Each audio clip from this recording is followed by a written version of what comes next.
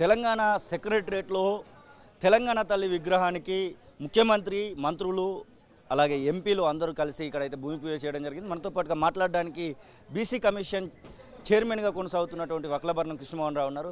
Sir, ఎట్లా అనిపిస్తుంది తెలంగాణ తల్లి విగ్రహమును సెక్రటరియట్కు ముందట, ముఖద్వారానికి ముందటనే ఏర్పాటు చేయడానికి అయితే పూనుకోవడం జరిగింది. డిసెంబర్ 9వ తారీఖు ఆ యొక్క విగ్రహ ప్రతిష్టాన్ని పూర్తి కూడా చేయబోతున్నట్టుగా చెప్తా ఉన్నారు ముఖ్యమంత్రి, అలాగే మంత్రులు కూడా. గొప్ప విషయం. ఎందుకంటే తెలంగాణ తల్లి అనేటువంటిది తెలంగాణ రాష్ట్ర ఆత్మగౌరవ ప్రతీకగా మనం చూస్తాం.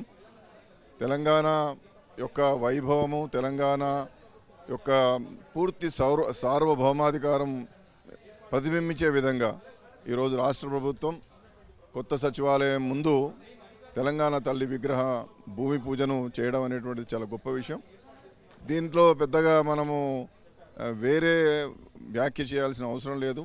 రాష్ట్ర ప్రభుత్వం కొనసాగింపుగా ఇవాళ ముఖ్యమంత్రి గారు ఈ యొక్క కార్యక్రమాన్ని ఏర్పాటు చేయడం గొప్పదే. ఎందుకంటే తెలంగాణ రాష్ట్రం కావాలని చెప్పి పోరాటం జరగడం, రాష్ట్రం ఏర్పడినటువంటి రాష్ట్రంలో ఇంత అభివృద్ధి జరిగినటువంటి ఈ సందర్భంలో సచివాలయం కూడా ఇంత గొప్పగా నిర్మాణం జరగడం, ఈ సచివాలయానికి, ఈ రాష్ట్రం ఆవిర్భావానికి, ఉద్యమానికి ప్రతీకగా తెలంగాణ తల్లి నిలిచింది. కాబట్టి ఈరోజు ముఖ్యమంత్రి శ్రీ రేవంత్ రెడ్డి గారు సచివాలయంలో తెలంగాణ తల్లి యొక్క విగ్రహాన్ని ఏర్పాటు చేయడానికి భూమి పూజ చేయడం, డిసెంబర్ 9వ తేదీన కూడా విగ్రహావిష్కరణ చేస్తారని చెప్పడం గొప్ప విషయం. అందరం ఆనందించదగినటువంటి పరిణామం అని చెప్పి నేను భావిస్తా ఉన్నాను.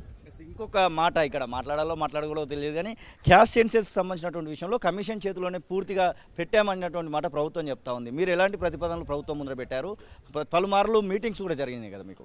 దాని గురించి తర్వాత మాట్లాడదాం. ఎందుకంటే నేను అసలైన తొలి వెలుగు. ఫాలో వాట్సాప్ @తొలి వెలుగు official.